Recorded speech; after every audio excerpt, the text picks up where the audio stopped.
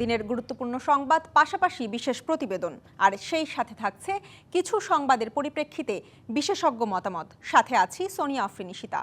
ফিলিস্তিনের গাজায় ইসরায়েলি গণহত্যা বন্ধের দাবিতে মার্চ ফর গাজায় লাখো মানুষের স্লোগানে মুখরিত হয় ঢাকা। রাজধানীর সোহরাওয়ার্দী উদ্যানে স্মরণকালের বৃহৎ প্রতিবাদ সমাবেশে আগত মানুষের হাতে ছিল নানা প্ল্যাকার্ড, ব্যানার আর ফিলিস্তিনের পতাকা। মঞ্চে দাঁড়িয়ে ফিলিস্তিনের সমর্থনে ঘোষণাপত্র পাঠ করেন আমার দেশ পত্রিকার সম্পাদক মাহমুদুর রহমান।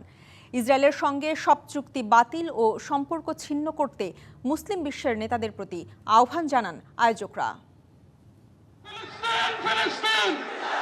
ঢাকার বিভিন্ন প্রান্ত থেকে স্লোগানে মুখরিত করে দুপুর থেকে মিছিল আসতে থাকে সোহরাওয়ার্দী উদ্যান অভিমুখে। বিকেল ৩টার দিকে কর্মসূচি শুরু হওয়ার কথা থাকলেও সকাল থেকেই সোহরাওয়ার্দী উদ্যানের সব গেট খুলে দিলে মানুষের স্রোত নামে সমাবেশস্থলে। ফিলিস্তিনে গাজায় ইসরায়েলি গণহত্যা বন্ধের দাবিতে মার্চ ফর গাজা কর্মসূচিতে যোগ দিতে আসা মানুষের হাতে নানা প্লেকার্ড, ব্যানার আর ফিলিস্তিনের পতাকা। রাজনৈতিক দল, সামাজিক সংগঠন ও নানান ধর্মবর্ণের মানুষের ঢল নামে সোহরাওয়ার্দী উদ্যানে। ইতিহাস সৃষ্টি করে শুধু ফিলিস্তিনের জন্য এক মঞ্চে দাঁড়ান বিএনপি, জামায়াত, এনসিপি সহ বিভিন্ন রাজনৈতিক দল ও বিভিন্ন শ্রেণী পেশার মানুষ।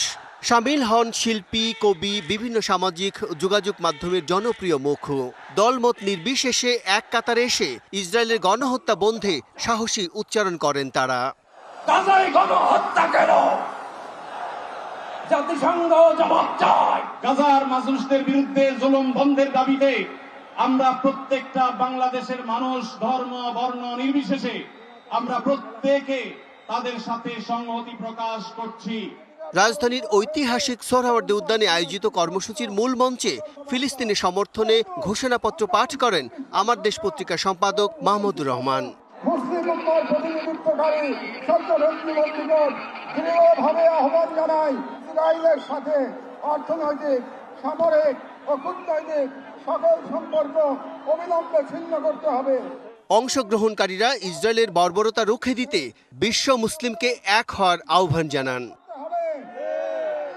নির্যাতিত ফিলিস্তিনিদের জন্য জাতীয় মসজিদ বাইতুল মুকাররমের খতিব মাওলানা আব্দুল মালেকের বিশেষ মোনাজাতে অংশ নেন সর্বস্তরের মানুষ।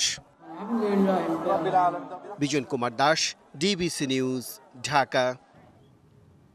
মার্চ ফর গাজা কর্মসূচি সফল করতে সকাল থেকে একের পর এক মিছিল নিয়ে জড়ো হয় মানুষ। তাদের স্লোগানে প্রকম্পিত হয়ে ওঠে ঢাকার রাজপথ। ঢাকাসহ দেশের বিভিন্ন প্রান্ত থেকে আসা মিছিল থেকে ভেসে আসে লাখো বিক্ষুব্ধ মানুষের সম্মিলিত গর্জন।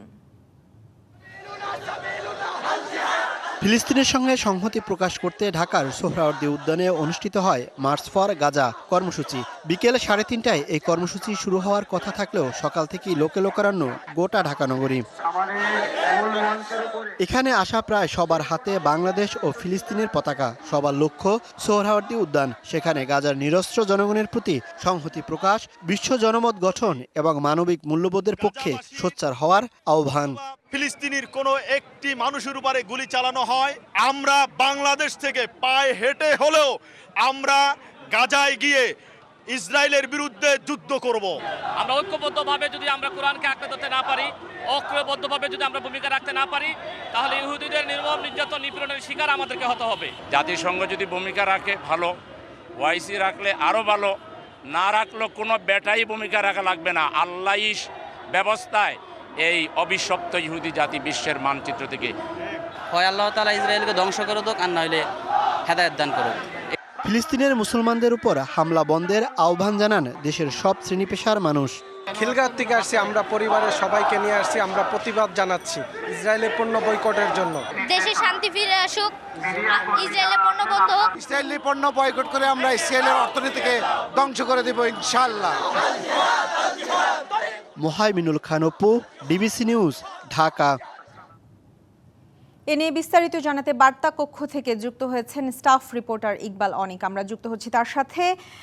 ইকবাল অনিক, আপনি জানাবেন যে সকাল থেকে আসলে আমরা দেখেছি যে লাখো মানুষের ঢল সোহরাওয়ার্দী উদ্যানে আসতে। সমাবেশ থেকে কি বার্তা এলো মুসলিম বিশ্ববাসীর জন্য?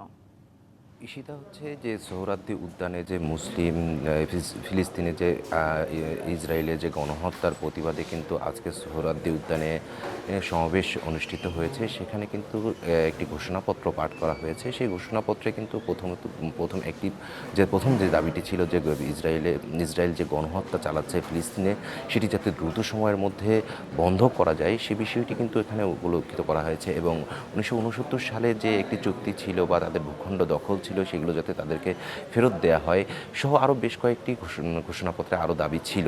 এবং এই যে সকাল থেকে কিন্তু আমরা লক্ষ্য করেছি যে দেশের বিভিন্ন প্রান্ত থেকে এই সমাবেশকে সফল করার জন্য বিভিন্ন শ্রেণী পেশার মানুষ কিন্তু অংশগ্রহণ করেছে এবং সবার হাতেই কিন্তু ছিল ফিলিস্তিনের পতাকা, কারো হাতে ছিল বাংলাদেশের পতাকা এবং সবার মুখেই কিন্তু একটি ধ্বনি ছিল, সেটি হচ্ছে যে ফিলিস্তিনে যে বর্বরচিত হত্যাকাণ্ড, নির্বিচারে হামলা এবং শিশুদের উপর নির্যাতন এবং নারীদের উপর হামলা, এই সব কিছুর বিচারের দাবি এবং দ্রুত সময়ের মধ্যে যাতে এই হত্যাকাণ্ডগুলো বন্ধ হয়ে যে ফিলিস্তিনকে যাতে একটি স্বাধীন সার্বভৌমত্ব রাষ্ট্র হিসেবে গড়ে তোলা হয় সে বিষয়গুলো কিন্তু বলেছেন তারা এখানে। এবং সবার মুখে একই ধ্বনি ছিল যে ফিলিস্তিনকে স্বাধীন রাষ্ট্র হিসেবে গড়ে তোলার জন্য এই যে বিশ্ব যে নেতারা আছেন সেই সঙ্গে হচ্ছে মুসলিম যে দেশগুলো আছে সবাইকে একত্রিত হওয়ার জন্য কিন্তু তারা আহ্বান জানিয়েছেন যাতে দ্রুত সময়ের মধ্যে সবাই একত্রিত হয়ে যাতে ফিলিস্তিনকে একটি স্বাধীন রাষ্ট্র ঘোষণা করার জন্য যে জাতিসংঘ ওআইসি রয়েছে সেগুলোকে চাপ দিয়ে যে হলেও যাতে দ্রুত সময়ের মধ্যে স্বাধীন রাষ্ট্র ঘোষণা করা হয় এবং নিরাপদ যে মানুষরা আছেন তারা যাতে এই যে নির্বিচারে যে ইসরায়েলের হামলার কারণে আরেকটা বিষয় জানতে চাই যে ঘোষণাপত্রে কি কি দাবি উঠে আসলো, আরও আমরা দেখেছি যে কর্মসূচিতে আরও বিভিন্ন রাজনৈতিক দলের নেতারা এসেছিলেন, তারা কি বললেন? ঘোষণাপত্রের শুরুতেই প্রথম যেটা ছিল যে ইসরায়েল যে গণহত্যা চালাচ্ছে ফিলিস্তিনিদের উপর সেটি যাতে দ্রুত সময়ের মধ্যে বন্ধ করা হয় এই নির্দেশনা কিন্তু ঘোষণাপত্রের প্রথমটিই ছিল। এবং 1969 সালে যে ভূখণ্ডটি দখলে নিয়েছিল ফিলিস্তিন সেটিও কিন্তু যাতে দ্রুত সময়ের মধ্যে ফিরিয়ে দেওয়া হয়, ফিলিস্তিনের কাছ থেকে দখল করে নিয়েছিল ইসরায়েল সেটিও যাতে ফিরিয়ে দেওয়া হয়। এবং আজকে কিন্তু দেখা গেছে যত বিএনপি, জামাত, এনসিপি সহ যে অন্যান্য যে রাজনৈতিক দলগুলো আছে আজকে কিন্তু সবাই এই যে ফিলিস্তিনের উপর যে বর্বরচিত হত্যাকাণ্ডগুলো হচ্ছে সেটির সংহতি জানিয়ে যাতে প্রতিবাদ স্বরূপ হচ্ছে তারা সবাই কিন্তু এক মঞ্চে দাঁড়িয়েছেন এবং সবার মুখে একই ছিল যাতে প্রতিবাদটা হচ্ছে সারা বিশ্বে ছড়িয়ে পড়ে এবং বাংলাদেশ থেকে এই প্রতিবাদ যাতে হচ্ছে সারা বিশ্বে নাড়া দেয় এবং বাংলাদেশকে অনুকরণ করে যাতে অন্যান্য যে দেশগুলো রয়েছে, মুসলিম দেশগুলো রয়েছে তারা সবাই যাতে এক হয়ে এবং ফিলিস্তিনকে প্রেশার ক্রিয়েট করে যাতে হচ্ছে এই ফিলিস্তিনকে স্বাধীনতা ঘোষণা করা হয়। এবং অনেক আরেকটা বিষয় জানতে চাই যে আজকের এই কর্মসূচিতে পরবর্তীতে এই বিষয়ে আর কোনো কর্মসূচির ঘোষণা এসেছে কিনা? আজকের পরিস্থিতি অনুযায়ী তারা কিন্তু একটা মেসেজ দেওয়ার চেষ্টা করেছেন যে আজকের সমাবেশটা তারা করেছেন যে বিশ্বের ইতিহাসে এই প্রথম ফিলিস্তিনের পক্ষে এত জনসমর্থন নিয়ে তারা একটা সমাবেশ করেছে। এখানে কিন্তু শুধু 1-2 হাজার মানুষ না, এখানে লাখ লাখ মানুষ হয়েছেন আমরা লক্ষ্য করেছি, যেটা হচ্ছে সকাল থেকেই কিন্তু এই এলাকাটি ভরে ছিল এবং সেখান থেকে একটি মেসেজে দেওয়া হয়েছে যে এই বাংলাদেশকে যাতে বহির্বিশ্ব যারা রয়েছে অন্যান্য ইসলামিক যে দেশগুলো রয়েছে তারা বাংলাদেশকে অনুকরণ করে তারা একযোগে যাতে বিশ্ববাসী যাতে এই ফিলিস্তিনের উপর সমর্থন লাভ করে এবং ইসরায়েলকে যাতে প্রতিহত করে এবং আজকে কিন্তু গাজাবাসীর প্রতি যেই নির্যাতন এবং যেই বর্বরতা সেটা যাতে বন্ধ হয়। অসংখ্য ধন্যবাদ আপনাকে আমাদের সাথে যুক্ত হবার জন্য। ঢাকা বিশ্ববিদ্যালয়ের চারুকলা অনুষদে পহেলা বৈশাখের আনন্দ শোভাযাত্রার জন্য তৈরি করা ফ্যাসিবাদের মুখাকৃতি ও পায়রার মোটিফ আগুনে পুড়ে গেছে। এটি দুর্ঘটনা নাকি নাশকতা তদন্ত শেষে তা জানা যাবে বলে জানিয়েছে পুলিশ। এরই মধ্যে এ ঘটনায় শাহবাগ থানায় একটি মামলা করেছে ঢাকা বিশ্ববিদ্যালয় কর্তৃপক্ষ। এদিকে সংস্কৃতি উপদেষ্টা মোস্তফা সরোয়ার ফারুকী ফেসবুক পোস্টে লিখেছেন, শেখ হাসিনার দোসররাই এই কাজ করেছে। অবশ্য বৈশাখ উদযাপনে অন্যান্য প্রস্তুতি প্রায় শেষ পর্যায়ে। পহেলা বৈশাখ উপলক্ষে বর্ষবরণ আনন্দ শোভাযাত্রার দুদিন আগে এভাবেই পুড়ে গেছে ফ্যাসিবাদের মুখাকৃতি এবং শান্তির প্রতীক পায়রা মোটিফ।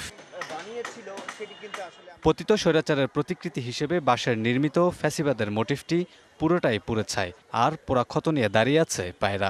এটা ফ্যাসিস্ট সরকারের সাথে যারা আগেও যারা যুক্ত ছিল, যারা বিশ্ববিদ্যালয়ের মধ্যে এখনও 2-1 জন শিক্ষক হিসেবে থাকতে পারেন, তারাই করেছেন এটার সাথে, সরাসরি তারাই এটার সাথে যুক্ত।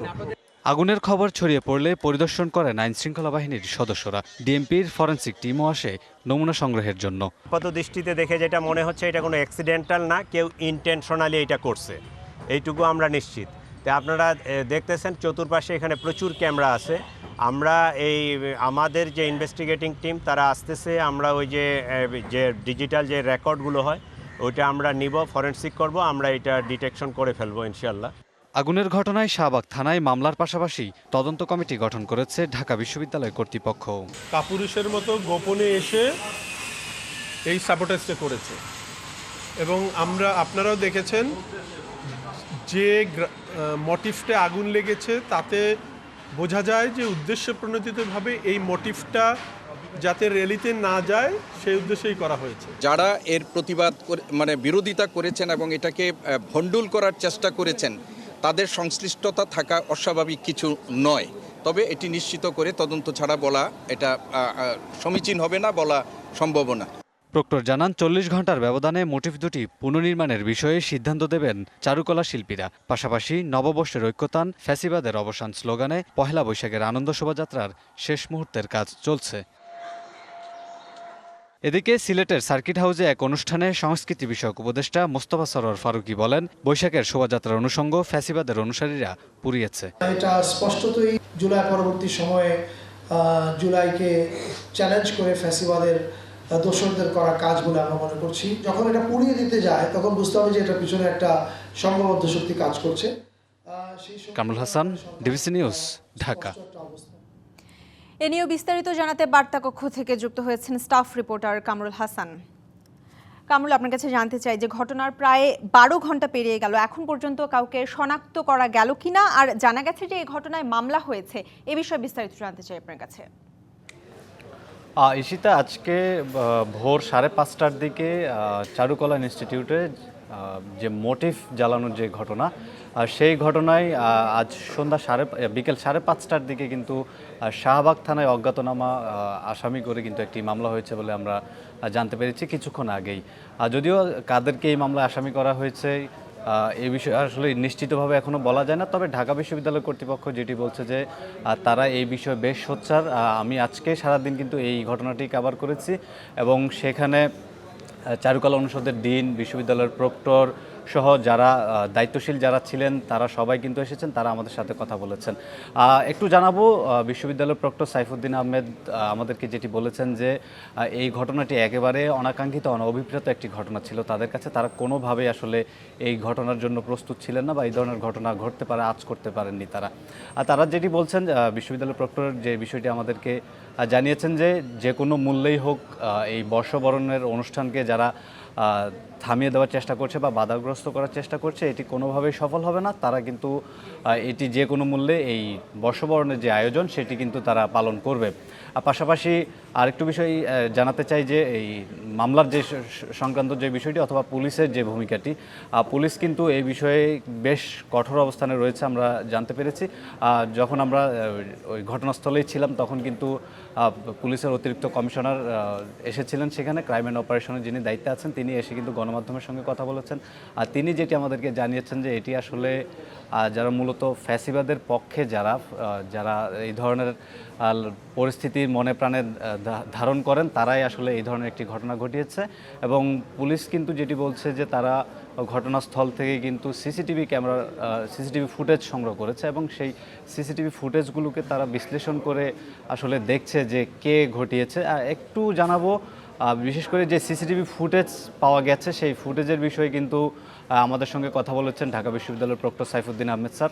আর তিনি যেটি বলেছেন যে একজন যুবককে দেখা গেছে তিনি মাস্ক পরে এসে লিকুইড তরল কোনো পদার্থ আসলে যে ফ্যাসিবাদের মুখায়ব যেটি তৈরি করা হয়েছিল, যেটি আসলে এবারের বর্ষবরণের একেবারে মূল আকর্ষণ যেই মোটিভটি ছিল, সেই মোটিভে তিনি সেই লিকুইড ঢেলে দিয়ে দেশলাইয়ের কাঠিতে আগুন জ্বালিয়ে দিয়ে কিন্তু তিনি পরবর্তীতে যে চারুকলা ইনস্টিটিউটের যে সীমানা প্রাচীর রয়েছে সেই সীমানা প্রাচীর টপকে কিন্তু তিনি সোহরাওয়ার্দী উদ্যান হয়ে পালিয়ে গেছেন। তো বিষয়টি আসলে এখনো পর্যন্ত তদন্তের মধ্যেই রয়েছে। যেই দুটো মোটিভ পোড়ানো হলো, এই দুটো মোটিভ আবার পুনর্নির্মাণের একটা কথা শোনা যাচ্ছিল, এই স্বল্প সময়ের মধ্যে কি সেটি সম্ভব কিনা?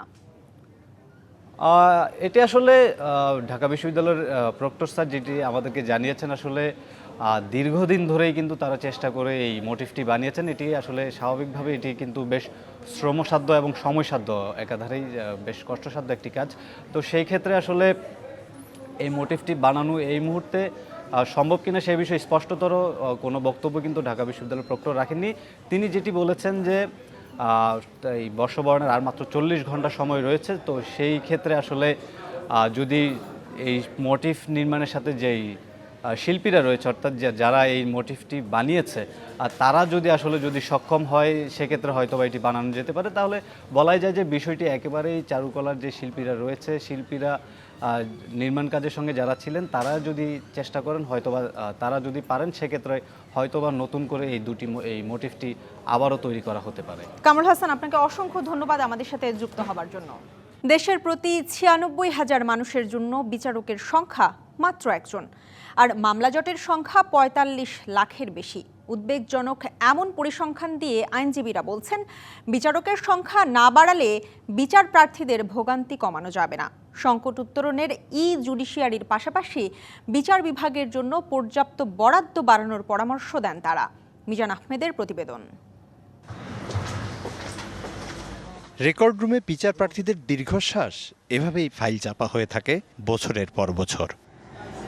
আর ধুলোপড়া ফাইলগুলোতে যেন লুকিয়ে আছে বিচার চাইতে আসা মানুষের ভোগান্তির করুণ কাহিনী। প্রজন্ম থেকে প্রজন্ম মামলার এই অনিশ্চিত গন্তব্যের শেষ কোথায় কেউ জানে না।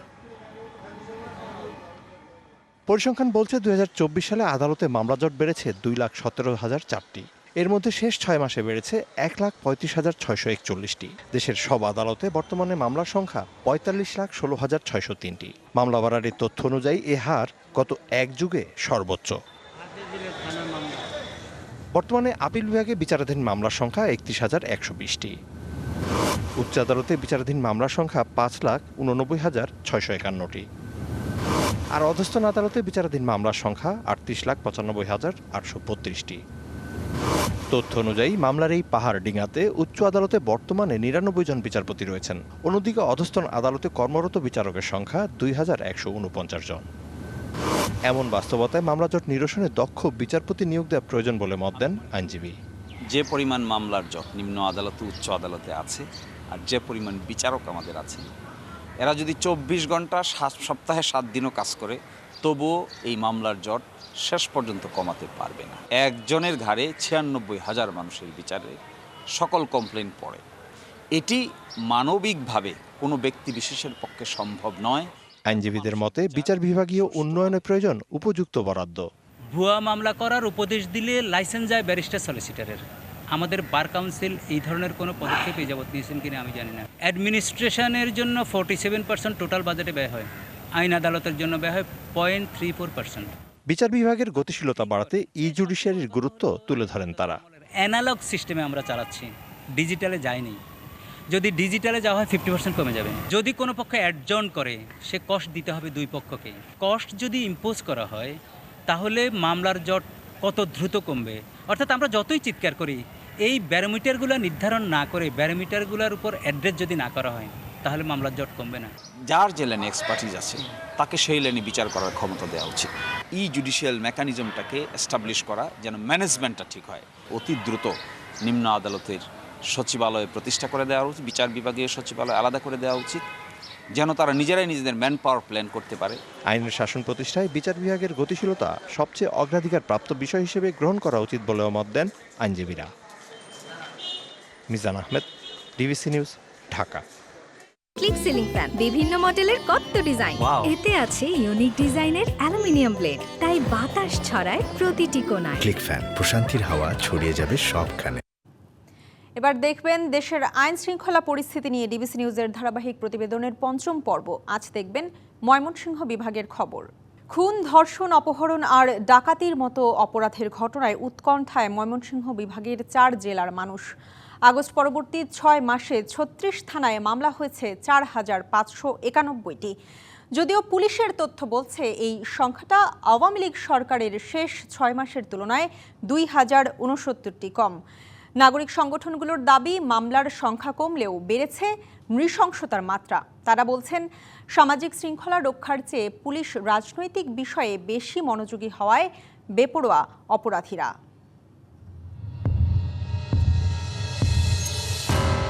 পুলিশের উপপরিদর্শক শফিকুল ইসলাম কর্মস্থল জামালপুর থেকে ছুটি নিয়ে নেত্রকোনার দুর্গাপুরে এসেছিলেন পরিবারের কাছে। গেল 10ই জানুয়ারি সন্ধ্যায় পানমহলগলিতে দুর্বৃত্তের নৃশংস হামলায় নিহত হন তিনি।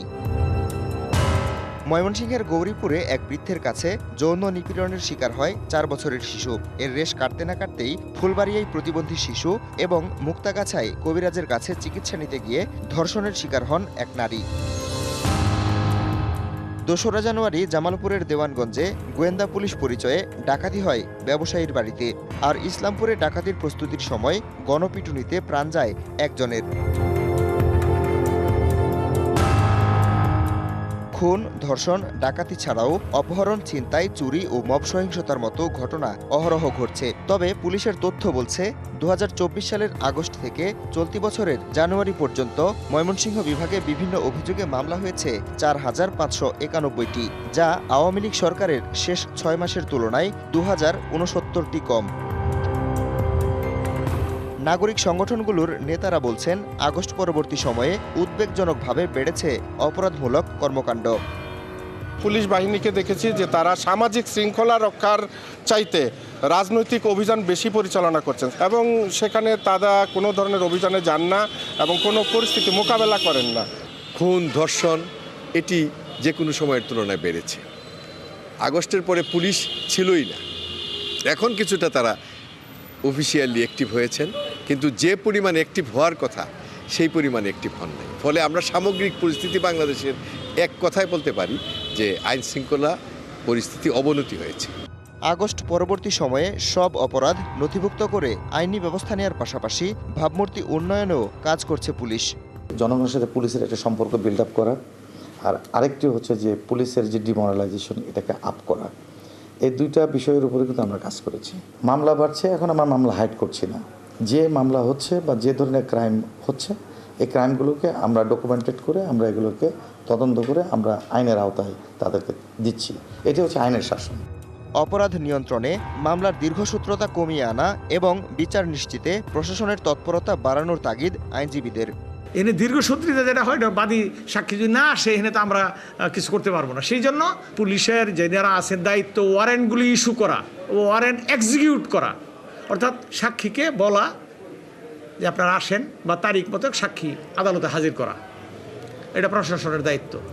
আইনশৃঙ্খলা পরিস্থিতি স্বাভাবিক করতে কার্যকর ব্যবস্থা নেওয়ার দাবি সাধারণ মানুষের। DBC news desk. এ নিয়ে বিস্তারিত জানাতে অনলাইনে যুক্ত হয়েছেন ময়মনসিংহের অতিরিক্ত police super M Mohaimenur Rashid. আপনাকে স্বাগত জানাচ্ছি ডিবিসি নিউজে। প্রতিবেদনে দেখছিলেন আসলে যে আগস্ট পরবর্তী নৃশংসতার মাত্রা বেড়েছে। আপনার কাছে কি মনে হয় যে হঠাৎ করে আসলে অপরাধের সংখ্যাটা বেড়ে যাওয়ার কারণ কি? জি, ধন্যবাদ। ডিবিসি নিউজের সকল দর্শককে শুভেচ্ছা। আসলে বৈশ্বিক যে প্রেক্ষাপট এবং পাশাপাশি আমাদের যে দেশের পারিপার্শ্বিক পরিস্থিতি, সবকিছু মিলিয়ে আসলে আমরা সাধারণ মানুষের সাথে যখন ক্লোজ কন্ট্যাক্টে কাজ করি, আমরা দেখি যে মানুষের ভিতরে ব্যক্তিগত, পারিবারিক এবং সামাজিক সকল পর্যায়ে কিন্তু একটা অস্থিরতা বিরাজ করছে এবং সেই অস্থিরতার যে বহিঃপ্রকাশ, সেই বহিঃপ্রকাশটা ঘটছে তাদের অপরাধ প্রবণতাকে দিয়ে। তো এই অপরাধ প্রবণতাটা ইদানিং আমরা দেখছি যে যেমনটি রিপোর্টে আসলো যে নৃশংসতার মাত্রা বা অপরাধ প্রবণতার যে ধরন, সেগুলো অনেকাংশেই পরিবর্তন হয়েছে। তবে এই পরিবর্তিত ধরনের সাথে কিন্তু একই সাথে বাংলাদেশ পুলিশ কিন্তু যুগপৎভাবেই অপরাধের প্রতিরোধ করা এবং উদ্ঘাটন করার জন্য তাদের যেই কর্মতৎপরতা, সেটা কিন্তু চালিয়ে যাচ্ছে। আর জনগণের কাছে সার্বিকভাবে পুলিশের যতটুকু ভাবমূর্তি ক্ষুণ্ণ হয়েছিল, এখন কিন্তু আমরা পুরোদমে সেই ভাবমূর্তিকে পুনরুদ্ধার করার জন্য এবং ইতিবাচক মনোভাব তৈরি করার জন্য আমরা কিন্তু জনসম্পৃক্ততা বৃদ্ধি করার জন্য কাজ করছি। বিশেষ করে ময়মনসিংহে আমরা আমাদের প্রত্যেকটি থানা এলাকার প্রত্যন্ত জায়গাগুলোতে আমরা যারা সিনিয়র অফিসাররা আছি, আমাদের ফোর্সের সাথে এবং একই সাথে সাধারণ মানুষের সাথে আমরা নিজেরা গিয়ে কথা বলছি। কোন কোন জায়গাগুলোতে আমাদের ইমপ্রুভমেন্টের সুযোগ আছে সেই জায়গাগুলো অ্যাড্রেস করছি এবং আমরা অ্যাজ এ হোল আমরা সেগুলোকে ওভারকাম করছি। মোহাইমিনুর রশিদ, আপনার কাছে এ পর্যায়ে আমি একটু জানতে চাইবো যে 5 আগস্টের পর যখন আসলে দেশের আইন শৃঙ্খলা পরিস্থিতি যখন খারাপ হলো, তখন আসলে অন্তর্বর্তী সরকার বিভিন্ন অনুষ্ঠানে এসে বলেছিলেন তিনি যে পুলিশ তাদের মনোবল ভেঙে ফেলেছে বা মনোবল হারিয়েছে। এই 8 মাস পেরোনোর পরও এখনো যখন আমরা দেখছি যে দেশের আইন শৃঙ্খলা পরিস্থিতি ঠিক হচ্ছে না, তখন আপনি কি বলবেন যে পুলিশ কি তাদের সেই মনোবল ফিরে পেয়েছে? দেখুন, আসলে আমাদের ময়মনসিংহ জেলাতে কিন্তু আমি আপনাকে নিশ্চিত করতে পারি 5ই আগস্টের আগে পরে কোনো সময়ই আমার ময়মনসিংহ জেলা পুলিশের একটি সদস্যও কিন্তু আহত হননি, একটি সদস্যের গায়ে একটি আঁচড়ও লাগেনি। এটার কারণ হচ্ছে যে আমরা জুডিশিয়াসলি সকল সিদ্ধান্ত নিয়েছিলাম। সেই আঙ্গিকে চিন্তা করতে গেলে সারা দেশের তুলনায় আমাদের ময়মনসিংহ জেলা পুলিশের মনোবল কখনোই ঘাটতি ছিল না। তবে এটা ঠিক আছে যে পুলিশের পক্ষ থেকে বিভিন্ন পর্যায়ের অফিসার ফোর্স এবং ঊর্ধ্বতন পর্যায়ে বেশ কিছু দাবি দাওয়া এসেছিল। সেগুলোর মধ্যে যেগুলো গ্রহণযোগ্য ছিল নিশ্চয়ই সরকার সেগুলোকে বিবেচনা করছেন। এগুলোর পরিপূর্ণ বাস্তবায়ন যখন অফিসার ফোর্স সবাই দেখতে পাবে, তখন নিশ্চয়ই তাদের কাজের প্রতি মনোবল এবং অনুপ্রেরণাটা, উৎসাহটা অবশ্যই বৃদ্ধি পাবে। আর সেটা করতে পারলেই আমি মনে করি যে সার্বিকভাবে দেশের আইন শৃঙ্খলা পরিস্থিতির উন্নতি ঘটানোর যে মূল নিয়ামকটা, সেটাকে অ্যাড্রেস করা সম্ভব। আরেকটা বিষয় জানতে চাই যে পরিস্থিতি নিয়ন্ত্রণে আনতে আসলে পুলিশের কি পদক্ষেপ আসলে নেওয়া উচিত? পরিস্থিতি কিরকম সেটার উপরে নির্ভর করে আমাদেরকে সিদ্ধান্ত নিতে হয় সব ক্ষেত্রে। তবে এক্ষেত্রে আইন ও বিধির যেই প্রতিফলনটা এবং প্রতিপালনটা, সেটা আমাদের যথাযথভাবে করতে হবে। অনেক ক্ষেত্রে আমরা দেখেছি যে পরিস্থিতি নিয়ন্ত্রণ করতে গিয়ে সীমা লঙ্ঘন হয়েছে, সেই জায়গাগুলো অবশ্যই অনাকাঙ্ক্ষিত। আবার একই সাথে এটাও ঠিক যে জনগণ যখন শৃঙ্খলা বিরোধী কর্মকাণ্ড শুরু করেন, তখন পুলিশের পক্ষ থেকে একটা পর্যায়ে গিয়ে কঠোর ব্যবস্থা না নিয়েও পারা যায় না। তো এই দুটোর মাঝামাঝি ব্যালেন্সের রেখে সকল আইন এবং বিধির প্রতি শ্রদ্ধা রেখে আমাদেরকে কাজ করতে হবে। আমরা সেভাবেই করে যাচ্ছি। জি, আরেকটা বিষয় যে নাগরিক সংগঠনগুলো কিন্তু দাবি করছে যে এই যে নৃশংসতার মাত্রা এটা বেড়েছে, সামাজিক শৃঙ্খলা রক্ষার চেয়ে পুলিশ রাজনৈতিক বিষয়ে বেশি মনোযোগী হওয়ার কারণে বেপরোয়া অপরাধীরা। এই বিষয়ে আপনার মতামত জানতে চাইব। আসলে আমাদের বর্তমান প্রেক্ষাপটে সামাজিক শৃঙ্খলা এবং রাজনৈতিক পরিস্থিতি দুটো কিন্তু একটার থেকে আরেকটা বিচ্ছিন্ন নয়, একটি আরেকটার সাথে কানেক্টেড। তো এখন থেকে 4 মাস আগে বা 6 মাস আগে রাজনৈতিক পট পরিবর্তনের পর যে পরিস্থিতিটা ছিল, সেই পরিস্থিতিতে আমরা তখন যেভাবে সিদ্ধান্ত নিয়েছি, যেভাবে কাজ করেছি, নিশ্চয়ই এখন আমরা সামাজিক যে বিষয়গুলো আছে সেগুলোর প্রতি আরো ডিপলি অ্যাড্রেস করার আমরা চেষ্টা করছি। পাশাপাশি প্যারালালি দুটোতেই কাজ করতে হবে, অর্থাৎ সামাজিক বিষয়গুলোকেও যেমন অ্যাড্রেস করতে হবে এবং রাজনৈতিক শৃঙ্খলা আনায়ন, দলমত নির্বিশেষে সকলের গণতান্ত্রিক যে পরিবেশ সৃষ্টির প্রতি যে সহযোগিতামূলক পরিবেশ তৈরি করা, সেই পরিবেশ তৈরি করার জন্য আমাদেরকে দুই পাশেই কাজ করতে হবে।